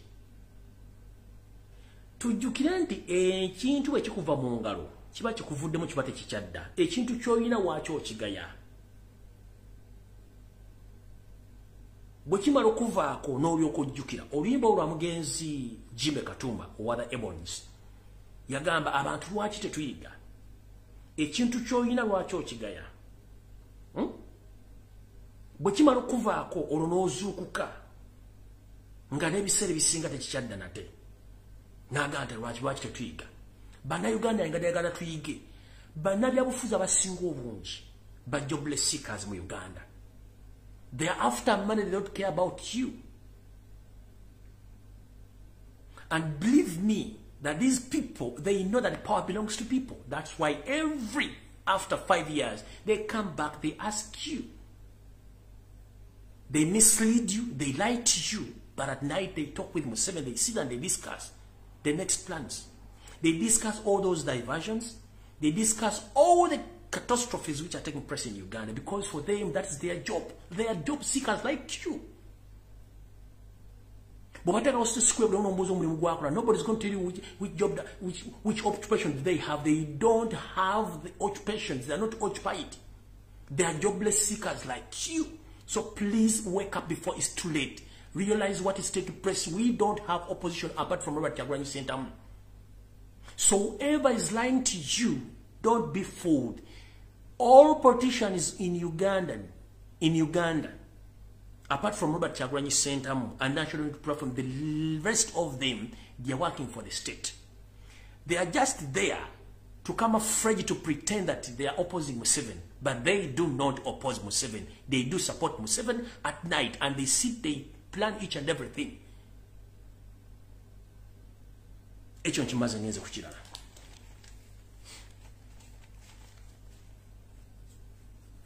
So mukulembeze w'eggwanga Robert Kyagulanyi Ssentamu nkikugambye bapulaninga okuteekamu under house arrest. Poliisi ejja kuvaayo ebyogere okujja nga bagenda bikyusa. Ngenze mu maaso. Essaawa zino we twogerera amagye g'eggwanga amatuufu aga UPDF tegalina mmundu ate nga nago geeyawuddemu. Gagamba nti ekimala tulinze bannayuganda kusituka nga babadde babagamba naye bannayuganda mukyagaanyi. Amagye ge mulaba gali e Congo essaawa zino kino kibagamba lwatu ng'omusezi agula essuwa nti ngenda kulirako bantu bange. Aga amagye si ga UPDF, aga amagye ga M23. Nkiddamu. And I'm telling this in the entire world that whatever games are played in the Republic of Congo right now, we the Ugandans, we are less concerned about the situation which is taking place in Congo, because the state didn't consult the parliament of Uganda. Previously, Museveni did the same thing. He took his troops in Congo. They invaded, they looted that country. The same thing what now they are doing. So, all the games which are played in Congo, we are less concerned as we Ugandans. And this message goes to the leaders of the Republic of Congo. Please, whatever mission and whatever deals you have with Museveni, we Ugandans, we are less concerned. And the money which you claim that we Ugandans we must pay, let me tell you this. After the overthrow of Museveni's government, nobody is going to pay even a single coin to Congo. This applies to China and other countries which are still lending Museveni money. We are not going to pay even a single coin. Because everything which is done by law. But Museveni doesn't follow the law. Museveni follows his instincts and his stupidity. He doesn't consult. Because he's the only president in the world with the biggest number of advisors, but he's the one who advises those advisors. You copy. So the international community must know that the man they are dealing with is not the legitimate president of the Republic of Uganda. all Ugandans randomly they elected Robert Kyagulanyi Ssentamu, known as Bobby Wine, is the legitimate elected president of Uganda. If there is any agreement between those nations or financial institutions worldwide, lending Museveni money his government, you are doing it at your own risk. We Ugandans, we are less concerned about those loans. So Democratic Republic of Congo, whatever games you are playing Museveni, we Ugandans were less concerned. The international community, including UN, the United States, Canada, and UK, please, please, please, bear with Ugandans. We are tired with the dictator. There are so many things which are taking place in Uganda which are not recorded. Please bear with Ugandans. We beg you kindly stop financing Museveni. We are less concerned about everything which is taking place. The man went to Somalia. What happened there? The entire world knows. So that is my message. So the never gonna mass me say mukitegere bulungi nnyo agamba jagali agasingo bonjiga M23 ne mission gye nabagamba gye bali nayo ngenze mass. Ekyo nga kimaze. Eno message njagala egende eri bannayuganda mwenna abakyalina ensimbi ku akaunti zammwe mu bbanga nga muli bagagga mukyalina mu akasente akagulya amagali ddiba wepono okuliisa famire zammwe n'okuddukanya bizinesi zammwe guno gwe mulango ogusembayo okukubwa nze kennyini kamwakoogera. Bw'oba omanyi nti olina ssente mu akawunti mu banka eziri mu Uganda, nkusaba n'obuwombeefu n'eddoboozi kandiseewo katono, nkusaba n'obuwombeefu munnange ssente zijjeeyo. Ekigenda mu maaso mu bitabo bya Uganda waliwo olukwe olutegeke olwokuba nti buli muntu alina ssente ezisukka miliyoni 3 okudda waggulu, olina ebibuuzo by'okuddamu bwe bikulemerera ensimbi zibeera mania anemye ziba zigenze. Bwe bana tebazijjeeko nga bazikwakuddeko bulungi nnyo, ssente zino zigenda kuleetebwa okusibwa amayisa oba okubuzibwawo. Kubanga Museveni akimanyi nti abantu ba NAKACWA babeera n'ensimbi tasobola bafuga, kati yeebuuza balina ssente ku akawunti bazijja luddawa. Kino kigende eri baganda baffe mwenna abaddukanya bizinesi mu Kampala, naddala abaganda abanyolo abasoga abakyalina ensimbi ku akawunti, bataata bamaama basenga bakojja mbasaba n'obuwombeefu. Mujje ensimbi zammwe mu banka ezo bagenda zitwala. Bwe bati bazitutte ssente zennyini zezigenda okwettira kubanga omusajja amaliridde talina ssente ate akimedi ssente zibeera ennyingi ku akawunti mugenda muyeekera. Mwe temumanyi musajja pressure gy'aliko. Museveni temumanyi pressure gy'aliko kubanga akimanyi bulungi nnyo talina nsimbi naye ate waliwo abazirina. Bajja kuyita okuddamu ebibuuzo nga n'ebibuuzo abakubikubuuza obanyooma oddemu arrogant muganda ntogenda kusigalawo. Nkubiriza omulanga ogutakungula abagagga abali mu Kampala nga muli baganda nkimanyi wadde muwagira gavumenti naye nkimanyi sitaani talina mukwano gwe kubanga bw'amala okukozesa taleka bujulizi yayagala bamuvunaane nga ye gwe ng'amaze okujjawo. So mbaddamu sitaani gwe musaavinga essaawa zino alina olukwe olubajjawo n'ensimbi zammwe. Namwe bannayuganda balina ensimbi enkalu ku akawunti muzijjeeyo. Eno ensi gye tulimu eri mayengo. Amayengo tegagenda kuleka kintu kino nga tegakikyusizza. Yensonga lwaki nabagambye nti ebintu ebisinga obungi ebibye ebikalu ebikwatibwako ebimu yabifulumya dda eggwanga. Wano nno we mbagambira mu kwesabira nammwe musabire ku bannayuganda era mumanye nti ensimbi zammwe ziri mu lusuubo era munaamanya nti ziri mu lusuubo. Nze temunnenya kubanga ekyange nkibagambye kubanga information njijja ku soosi ate we njibagambira yewe gye mbagamba. Ekyo nga nkimaze. Njagala buli munnayuganda woli wonna oyise emikono gyo ebiri ogikwate bulungi nnyo. Nga bwe tugamba tuli mu kipooli eky'eggwanga Uganda osabire baganda baffe abakalamojja. Ekiri mu kalamojja kifumba mutuku. Kubanga bwe twogera essaawa zino baganda baffe abo bannyinaffe munnange yabalula yasiriira dda etya. Abakalamojja bano babadde bamanyiddwa nti basajja na bakazi balunzi. Era nga bo kyetuyita ensi yeebwe gye tuta outside world tebagimanyi. Twalina n'eŋŋombo etugamba nga tuva mu ssomero twasomanga. Don't wait Kalamajong to develop. Njogera buli omu agimanyi. Previously, we used to say that don't wait Kalamajong to develop because those people, they were minding their own business. They were cattle keepers. They didn't participate in any active politics. Even they were not willing to educate their kids. Because for them, they mind about keeping their cattle. They don't care about politics or development. But as we speak right now,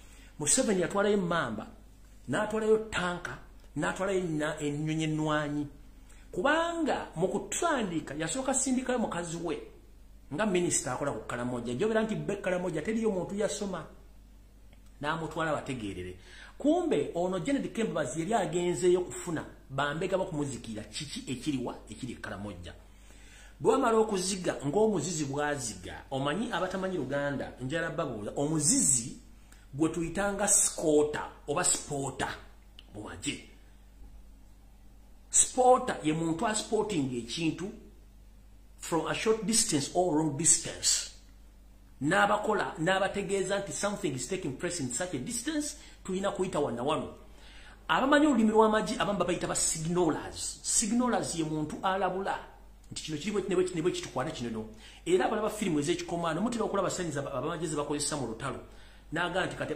n'abalaga sayinza gye tulaga wali abantu babati kati mumukwate wano mumukole bati mumukole bumuti ne bakole ezo actions bakola zibeera actions and signals to inform these forces that gye tulaga wali ekintu bwe kitibwe kati bwe yasindika Janet yamutwalanga sport agenda sporting ebice biri Karamoja Janet ya sporting already in the first place Museveni yamanya bwe yajja mu 1996 yamanya abakaramoja balina emundu nga si abazibaguza bazegulizanga okuprotecting ebugagga bawobwente nga baprotecting balina olutalo wakati wa Masayi okuva Kenya n'abakaramoja nga bebba nga omwaka guno guyinza okugwanga abakaramoja basirise Masayi ne bagira babbente bazitwale Kenya n'abakaramoja ne bakola ekintu kimwe bagende Kenya ne babbayente bazikomyawo that's yalinga nga traditional game yabwe kwebba gwe Bino nange nzibeeno nga balina emundu zaabwe era nga buto tina njogere gamba don't wait Karamajong to develop o Karamajong to develop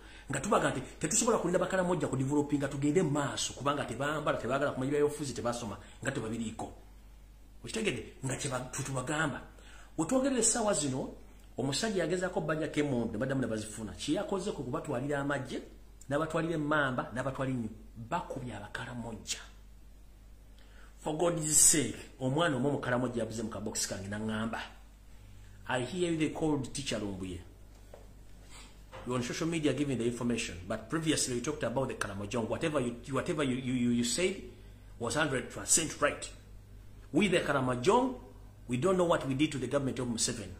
There is a ethnic cleansing. The SFC has taken each and everything which belongs to us, including cattle. Video nembalaga ibatwala mabo golodi na bamusimye first family ya mutwala tebakomye ku ekyo n'amataka bagala gatolera bagatutte. As we speak right now kigambi wanti population y'abakaramoja bogisa ku nambe entufu ekitongole kibala abantu gye kirina neje sawa zimte bakwatagana kubanga nambe singo mu kibakimazeewo bagise banange njagala tusituke twekube mitima ensite kungula tugikyalako bukyaza ko yagivira tuli mukkabuka kiki ekikuttisa abakaramoja abatali byabufuzi otukoba twalire mamba otukoba ta nenga kyobattira bya bugagga byabwe.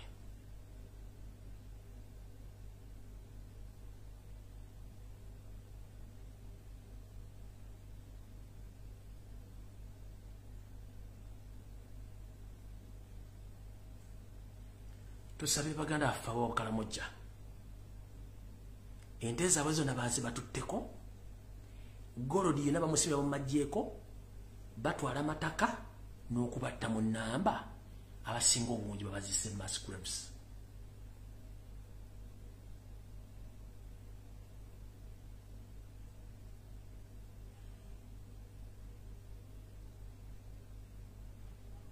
This message goes to my brothers and sisters from northern Uganda.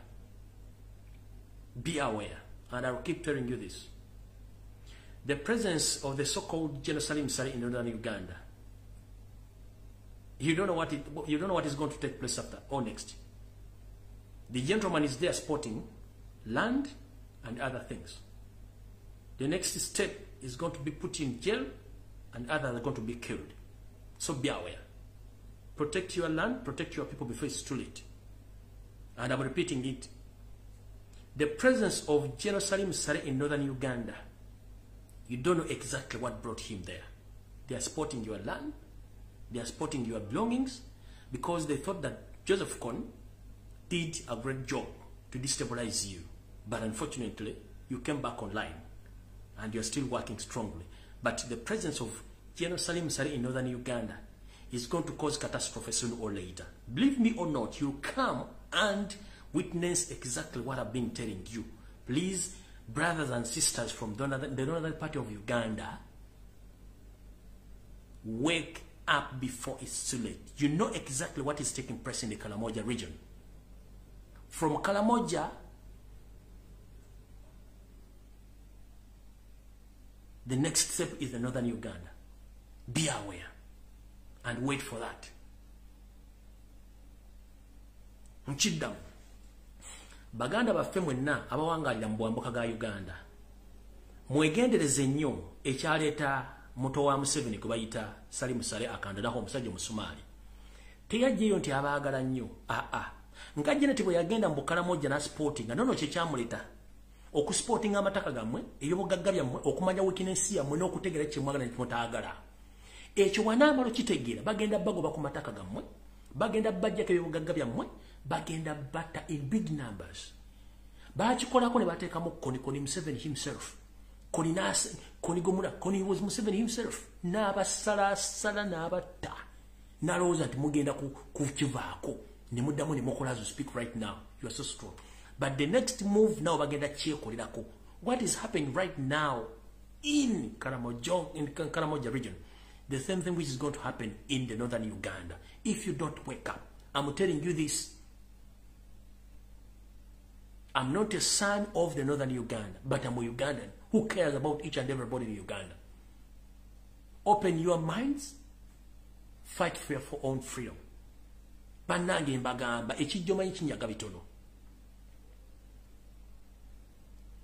Ekijjoma kikola ki kinyaga bitono ngenze maaso.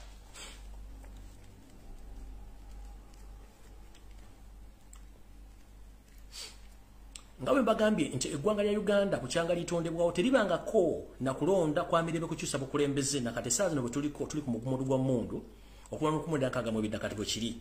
So no government y'omumpembe yose litobasira mutano wakali kintu kye kimu kyekosa okuteeka omudumu gwe mundu ku bantu okuba nti bagenda maaso n'okukunya abana Uganda okubatta. Naye kino ebeera nsigombi gye basiga eri abantu abanaddako kubanga buli kibeerako entandikwa n'enkomerero. Mwegendereze nnyo ensigo gye musiga kubanga wandikole ekintu okunyumya omuntu n'owunzika ng'oyambe muyambe ekkiriza. Museveni ebikola by'okola biggula bannayuganda amaaso n'okubazzaayo ku bintu byabwe okunoonyereza omusajja ono yatwesigamu yaani. Ebikola by'akola abikola okusinziira ku ki kino kye mutamanyi. Museveni, whatever wrong you are doing to Uganda and to indigenous Ugandans, this takes them back into history. To dig deeper to know who is exactly Museveni and who is exactly Museveni. What was he doing since the time he came to Uganda? Whatever he was saying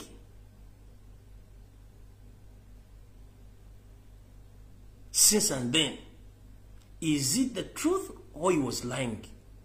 So it is high time all Ugandans to get to know who is Museveni. He's good at lying, he's good at diverting, he's good at buying off all his opposers or people who oppose him.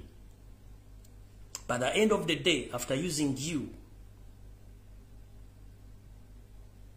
he doesn't leave the trace behind.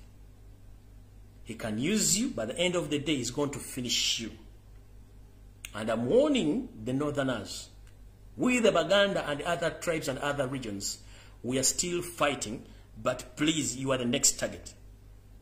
Pick a leaf from whatever is taking place in other regions, northerners, or the Ugandans who reside in the northern part of Uganda. Please pick a leaf from whatever is taking place in other regions of Uganda.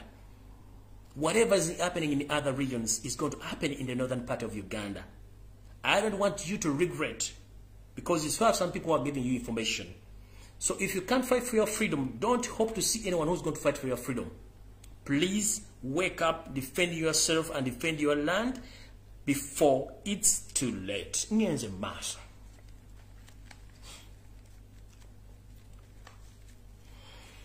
Era wano njagala bagamba na Uganda mwenna abasinga obungi temwenyooma ekintu kye mukoze ky'amaanyi nnyo kitya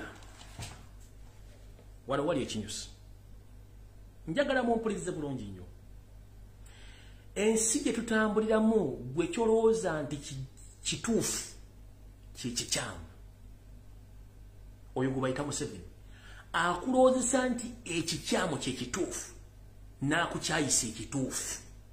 Hope everyone is getting me right. The man known as Museveni is good at lying. And he pays every to those people who can deceive and lie to the people of Uganda so that he can camouflage and do all his dirty work. Kino kiddamu Museveni asasulidde emyaka egiwera 20 obulimba nga ye kikye kyayagala kiyite kyafuula ekituufu gwe kikyo kyafuula ekikyamu kati kitambula kitya mu nsi gye tulimu gwe kyolowooza ng'ekituufu oba kyolowooza ng'ekituufu kyekikyamu ate kyolowooza ng'ekikyamu kyekituufu kitya bannayuganda njagala mumanye ekintu kyemulwanyisa temukimanye. From today get to know this. Tulwanyisa Museveni omugwira n'abanyarwanda abagwira, that is one. Tulwanyisa bakyeruppe bamagulu meeru ababbi abakyakolera wansi w'emmeeza nga bakyasapootinga badikiteeta okuba nti bafuna ebibugagga okuva mu Africa. Yensonga lwaki mulaba amaze oluzungu abamu baasirika kubanga bakizuula nti bagenda okukolagana naffe abakooye ebikolobero. Kiyinza obutababeera kyangu okufuna kye baagala ne bagamba katugenda ono asobola okutuwa ebintu byonna byobetaagitunga gitunde. Kati tulwanyisa abagwira bajja okutwala eggwanga lyaffe Uganda. Tulwanyisa bakyeruppe abalikolera mu underground mu kintu kye tuyita neo-colonialism. Neo-colonialism oba kye tuyita colonialism bwe bufuge abazungu batufugirangamu gye buvuddewo katono ne bawukyusaamu katono ne babufuula neo-colonialism gwe tosobola kimanya kati ngenda kikunnyonnyola. Bakufuga nga tebakutteeko ne bakozesa bikolwa ebiyita wansi ne bikutuukako n'olwokutegeera nti bakufuze nga totegedde tutya. Story empanvu bwe nyibayinza okuzijja ku Facebook ate sagala kuvaako. Naye mukimanye nti tulwanyisa abantu aba. Tulwanyisa Museveni omugwira n'abanyarwanda be. Tulwanyisa abasajja abanaggagga babinojjo nga ne ssente bazijja mu kufa nakutta bantu. Wano wembagambira nga teweegombanga omugagga yenna nga tomanyi yajja nsimbi. Nkidda. Ezo famile zemuwulira engagga zonna mu nsi yonna bw'oginoonyerezaako tojja kuddamu kulya kawogo wadde okulya lumonde ojjaga nti kansigale wembe. Noonyereza ku bagagga abali mu Uganda for example.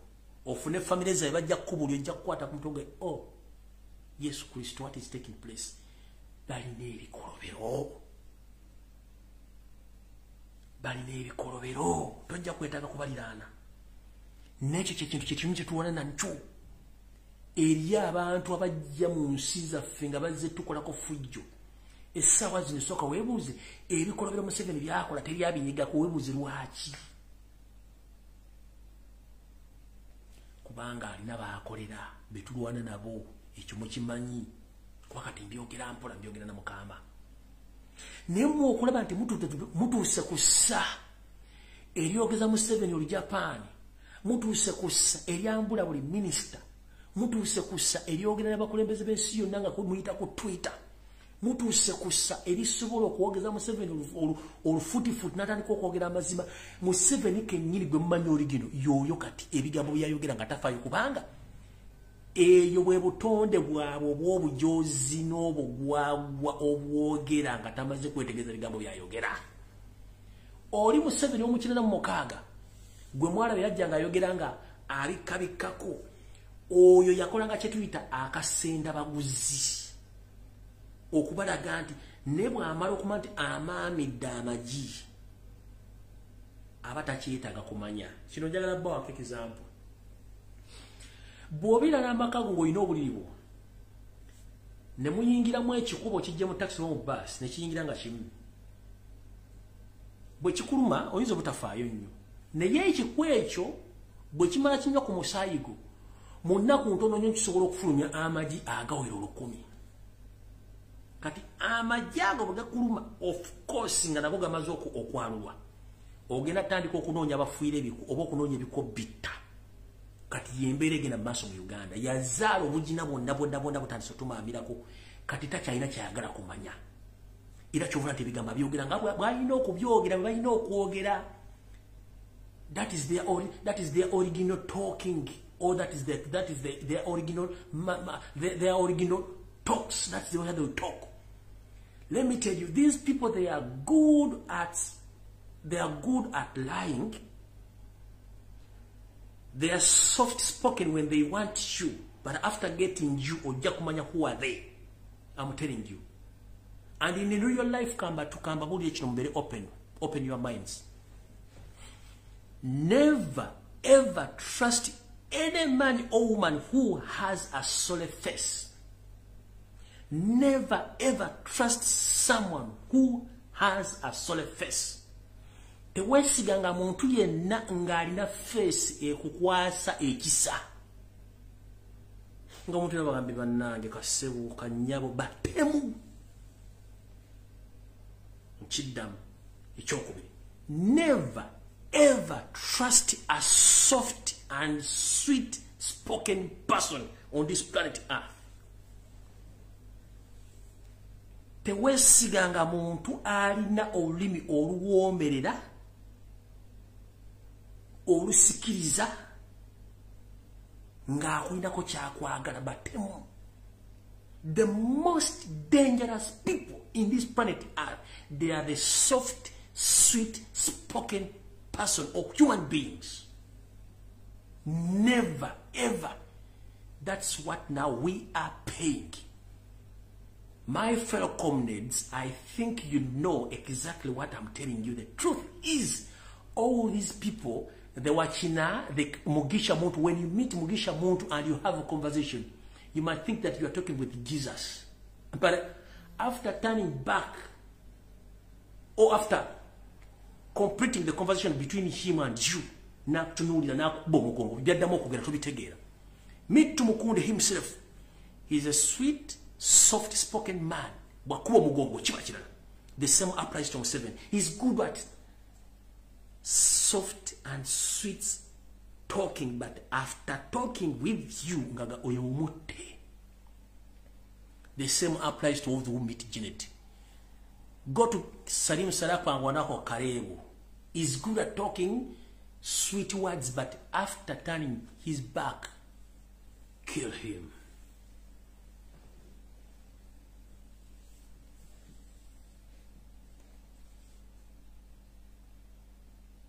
Buying a plastic smile. Buying a plastic smile. Abali basabyeko visa zensi za Europe. Anakuma visa siniko tunyira kuteka kunoga bambi nanga ndumidwa kumbe he's trained for that. If you want to prove that, if you want to prove this, by air hostess, bwakusekera nti welcome to that yabakusekedde. Ba bank tellers, bwakusekera to that yabakusekedde kuba that is chipa basomesa tulina okusimanya ngoteka otunyo kyo ogwero seke. Oli yako bafune bakita the appetizing smile. N'abangereza bakina kye tuyita plastic smile. Oh, you are most welcome. Hello, thank you. Nakuma visa nga ogenzo li content ne mukaza nyime visa ne bambi abadde munaku wavo gyendi mama.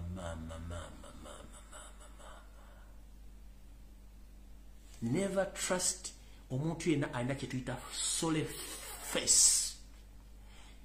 Nga bw'omutunuulira bambi nga kibi bambi kasebo kanyabo ejo misota kati be basajja bano. Sinkana besi Byeyongede naye. Sinkana muntu, sinkana muhozi, sinkana aliba, sinkane bonna. They have what we call a convincing language, soft spoken, sweet talking, but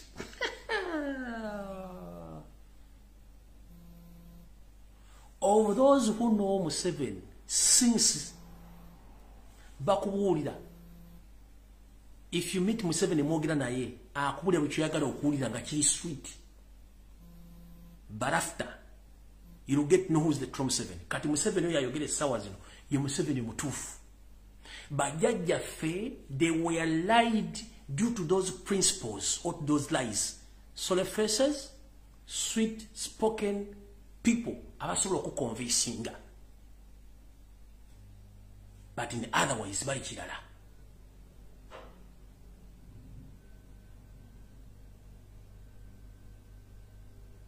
Bali kirala. These are the silent killers.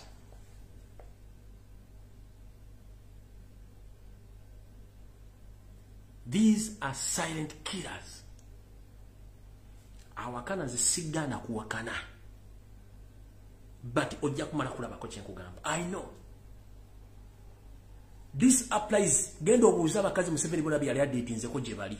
Who is she? Is good at talking. Nakubula kino nakino ndana nakusubiza eggulu. Nojja newanika. Muzeeyi, kati tukoze tutya abantu baagala kwogerako naawe. Thereafter olumala okufuna kyayagala.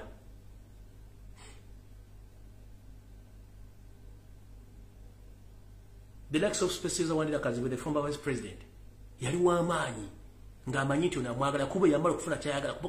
Bana abasajja asobola okukama frejinga mu kintu n'akiberamu for quite a period of time nga nakyayagala. Which fe kitasobola. Kubanga buli akola ekintu ekiri different ku kyamunne ate oyagala omuyuzi omujje. That's the problem we have. We are not consistent. We are not consistent, but those guys they can camouflage somewhere. And they have a reason as to why they camouflage. Nibamaliza mission yabo. But for us, we can't do that. They lie to our grandees to allow them to come in Uganda to take over the country because we trusted them, we loved them. But what are they paying right now? What are they paying us right now? There are so many people who knows the truth, but they are quiet, they are intimidated. Some are killed because they discovered. Who are those people at last? Bazula bano bebani.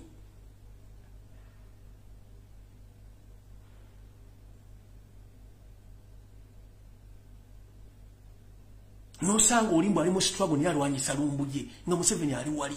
Kyetubagamba we are not consistent. We are not consistent kuba tetumanyi kyetwagala.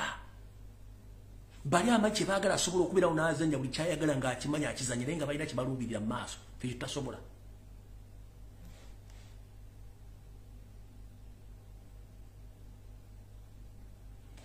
Bajjajjaffe babalimba the same thing yabayimba bana Uganda era kyebakola kati esaawa zino muli nnyo okutegeera kyekigenda mu maaso mu Uganda. I know them. Mbamanyi bulungi nnyo tosobola bambuulira.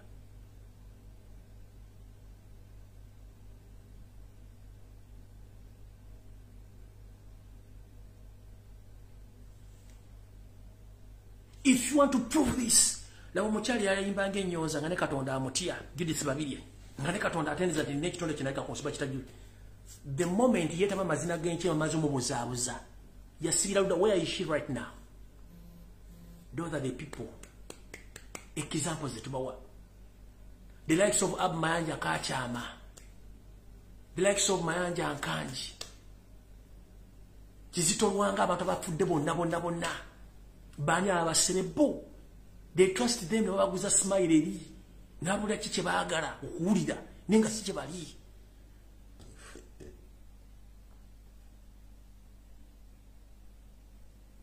Ova ku muntu akuguza queenini nga ali coated ali sugar coated no mumira kumbe mundu obutwa. Those are the people. So I'm telling you, never ever trust someone with a solid face. Never ever trust someone with a sweet talking or soft spoken human beings. They are the most dangerous people. Kuba gwomusasira wena katimpa sebanandu tomanyi kyozanyirako.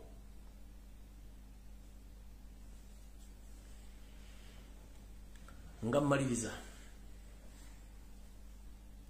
Omuganda agamba luya lwa munyindo olwekula wekka ekivunulwa nti kiri gy'oli Munnayuganda okuleka eggwanga litwalibwe oba kiri gy'oli okusubwana masajja nga bwe balwana okunula eggwanga lyo.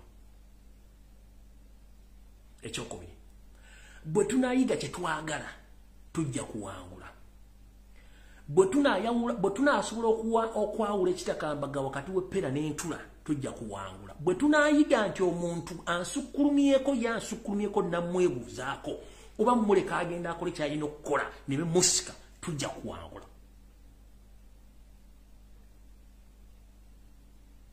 Ebinaabitulemye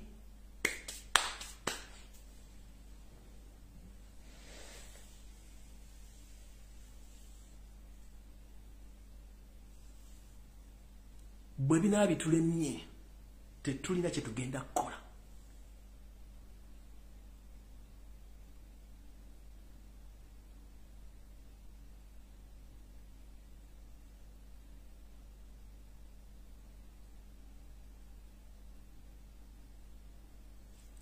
Tulina okwesigangana, tulina okwagaliza, tulina okumanya ekigendero lwaki twagala ensi yaffe ekyuke. Twejjemu omutima ogwagala ensimbi ezakagwirawo. Yensonga lwaki Museveni asobodde okumanejinga ekintu kino, kubanga amanyi wikinesi y'Abannayuganda buli omu kyafuna ye amanyi nti aba amaze talabirwa munne. Singa ekyo tunakyejjamu Mukama ajja tukulembera tutuuka bulungi. Ebisigadde bwe tunatusigadde nga bwe tuli tujja sigala nga tukola kituli. Kati kambabuulire ensonga esembayo. Ku Ssemazinga Africa ebigambo gavumenti byeyogere 10 twalangako ebigambo ebyo 8 kozesa engalabiyo. Kiddamu ku Ssemazinga Africa okusingira ddala Uganda gavumenti ebigambo byeyogera 10 twalangako ebigambo ebyo ayina bwe balabesengejja kozesa omutwego. Lwaki nkyogedde kino? Constitution ekugamba nti gavumenti yeyina obuyinza ku bannansi. Mu Uganda gavumenti ekulinako obuyinza. Gavumenti egamba nti bw'ozaala omwana abeera wa gavumenti yali eyambye mwana waani. Mubadde mu ntata ya myaka 2 miramba gavumenti yali ekuyambye eki? Nga n'eddagala balibba, nga ne bizinesi zo bazisaanyaawo. Kati kambagambe kino, waliwo olutegeke olw'okusaanyawo bizinesi z'Abaganda baffe aba boda naddala mu kitundu kye tuyita Kampala. Mazima laba mbagamba nti Baganda baffe bonna baddukanya omulimu gw'okusaabaza abantu ku boda. Sibalagira abulamba saabusabe. Bwe mudda mu butandaalo bwammwe nga muwummuzza emitwe gyammwe mulowoozeeko ku kintu ekirala eky'okukola kigenda okugwawo nga si mawulire. Tubeere bakalaba ng'obwana bw'omusota nti bwe kava mu kisusunku kabojjirawo. Baganda bange mwenna bakakkalabye okuva omulimu gwa boda. Njagala mu kitwale nti omulimu gugenda kusaanawo essaawa gyonna. Kubanga information kyenfunye okuva mu bisongo ebyenjawulo ebikwatagana by'okwerinda. Poliisi ne ISO mwe babafudde lusuku nti omugwa poliisi akulira ekiyo aba yagala ssente milioni 5.6 asindika abasirikale ba traffic n'asindika n'abasirikale aba local defense ne bakola ekikwekoto okukwata boda zammwe. Boda zaakwata bakutte boda 10 kitegeeza ssente zayagadde olunaku azifunye. Bwe bakikola Makindi, bwe bakikola e Mukono, bwe bakikola e Kampala, bwe bakikola e Makindi, bwe bakikola e Kyengera Nsanje na Bingo Buddo kubanga bakitadde mu system nti ssente zino okuyamba ba officers n'okubasasula zina kuva mu boda. Ngera State Council ne government ba planning okujja omulimu ogwo mu Kampala. Kino kigenda kukola mu bitundu byonna ebya Uganda n'ebya Kampala okusinga mu Kampala watiso Mukono Ntebe bagenda kikola nti buli anayagalanga ssente kola ekikwekweto nga bakiteeka nga bazikwata. Boda ekitone nnyo evira emitwalo 10. Bwaba kutte boda 10 ze ssente mmeka?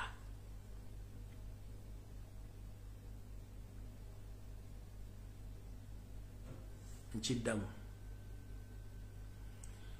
Ba OC ne ba DPC balina obuyinza obuteeka ebikwekweto ku nguudo zonna wabayagalidde okufuna ssente z'abatalina kuba bawa mandate n'ebitongole by'okwerinda.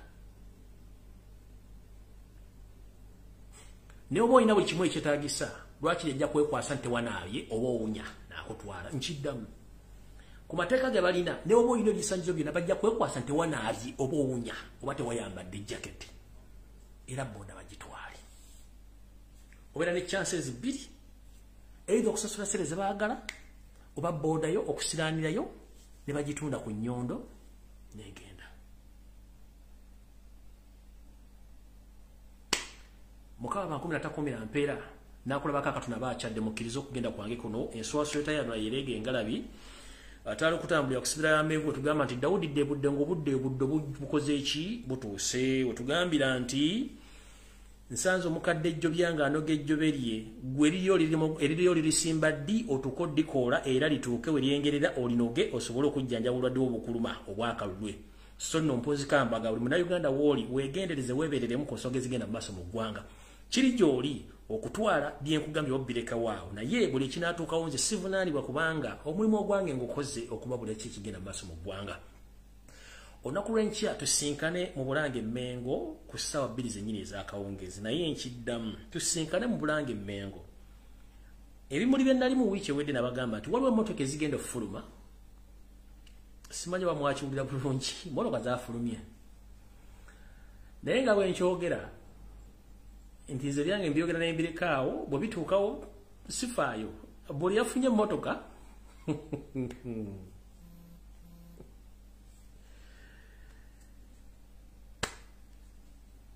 enensi tetwemazaamu just emmotoka gwena okyuka obwongo naye ngekiri mu mmotoka tokimanyi nga nabagamba mwali Masaka nga meeting mwali nze siri Masaka nabaga meeting mwagitulaba basuubiza emmotoka kati kibakozi bakyusiza bukyusa ne baziwa bamasaza naye nga neza mmwe zijja naye kiri mu mmotoka temukimanyi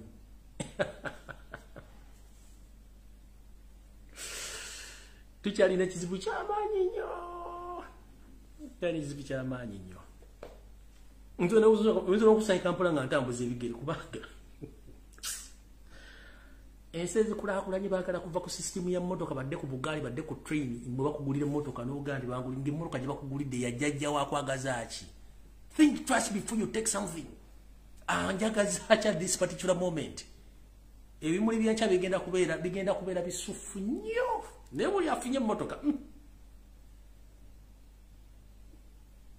mukama akuteremu obwangu muvuge emmotoka zammwe sifaayo bwe mufa tebaziika munze sibagaana kubanga baga nti weegereze takusuuza kayanzi muli obuyanzi bwammwe mulye kamukuulo mujja kuuka mulye kamukuulo mujja kuuka sijja kubeerayo temumanyi kubanga temumanyi kyembagambye kiri nti omusajja yateeka obulimba emyaka 4 bavugiddemu akuwa ekituguluza akuwadde kubanga yakugamba twasiga ensigo mbagambye ne mawanga gafuga Uganda agali mu Uganda mulimu ensoole ezeyita nti bannansi nga si bannansi olina akuwumulika from nowhere since when mwe muli kikola Buganda olusooseewo muli kikola Buganda olusooseewo oba muba masaza basooseewo nabo batunuulira ideology logically tebasobola kumanya kikyampe emmotoka njagaza ki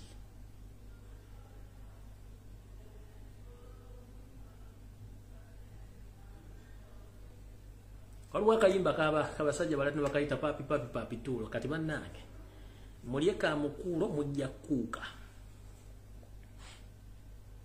akayimba ko kabalatino bakayita papi tulo kati mulye mujja kuuka muvuge obulunguta mujja kuulunguta muvuge obulunguta mujja kuulunguta mujja kuulunguta nze sibafaako yensi gye tulimu ku Sande tusinkane bimuli mbabuulire mujja tegeera ekibayita ensi mukaba atakumira mpeera naye nze bagambye singa mugira basibu etambula nebaza Katonda nti ampadde obulamu okwogerako nammwe ebbanga limaze okwogerako nammwe ate nkyayogera nammwe nga akyampadde obulamu ebintu byange gyebiri bijja kubeera ku mutimbagano ate bijja kubeerayo namale ebbanga nga ndi mabega bitayimbwa nga information ejimbawo ekyafulumye ngirimu tennatuukawo and I'm still giving you the same information. Everything which I've said, it will happen. In fact, this is the last security jembadde nabidde bagamba. Hold on temugenda kansembere nakumpi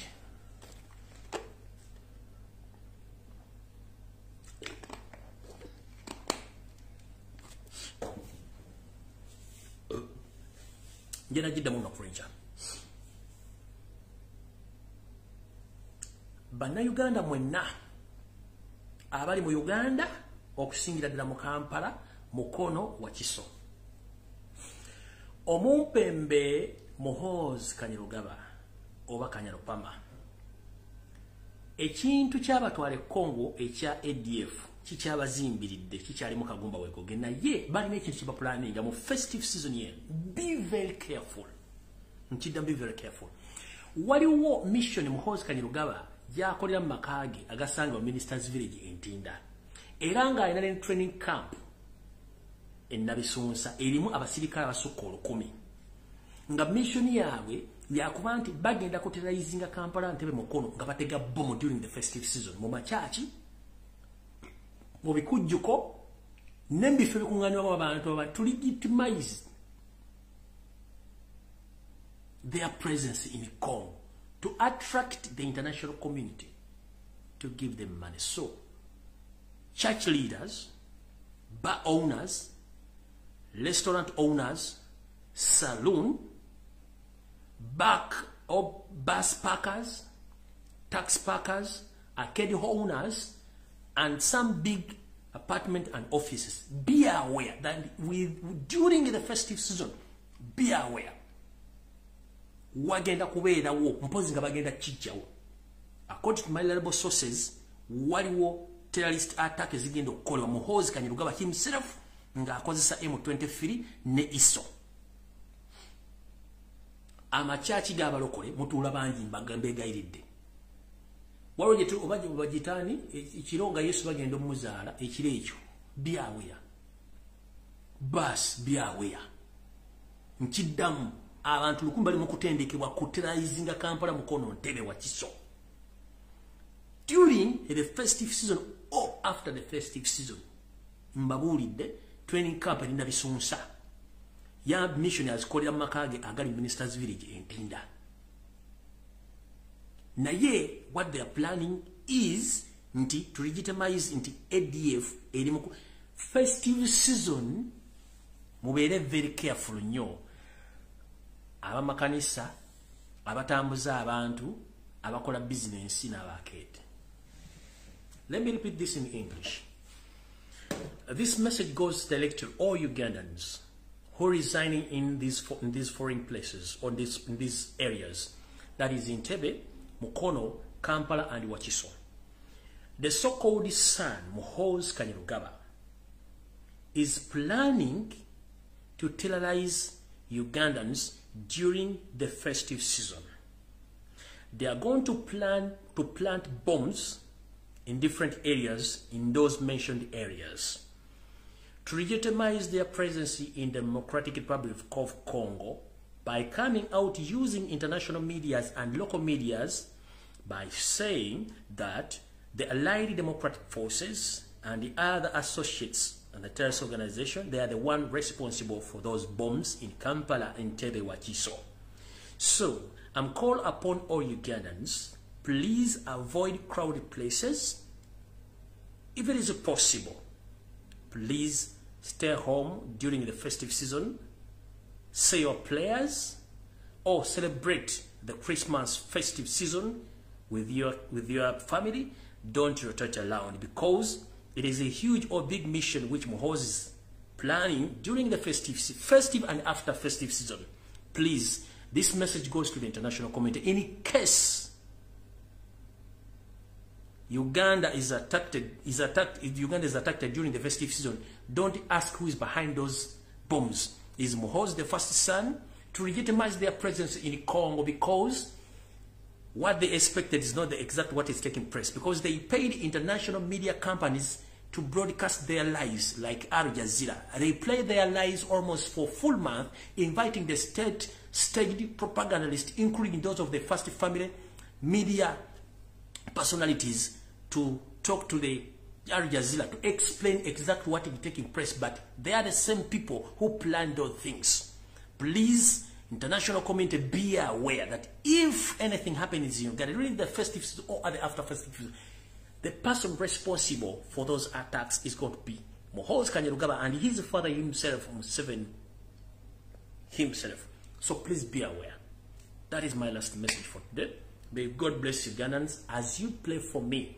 Nze nabagamba ngenda fira ku mazima ekijja kijja kubasina gwentya kulwa katonda n'ensi yange sobola kutirira nsi yange ensimbi tezira kye zisobola kunkola ng'ensi yange abaana bange balimbuuza ki waliwo oluyimba lwe bayitanga bundu ne bundulira bundu balibuuzaani bundu ne bundulira balibuuzaani abaana bali kubuuza maama wakola ki maama ensi bwe yali esaana wali luddawa bino lwatuuka wali luddawa abatono batufutubaddeko batutta amataka wali luddawa kiki mwali mukola enkya tusinkana embi muli Mbulange Mmengo mukama bakomettakomera mpeera. May God bless you and may God bless you. Stay safe and please be very careful because these people are planning something huge during the festive season. Stay blessed. I myself have prayed my Lord. Temwina kye mumanja. Kyatusinkana embi muli Mbulange bigenda kubeera bisava nnyo. Bye.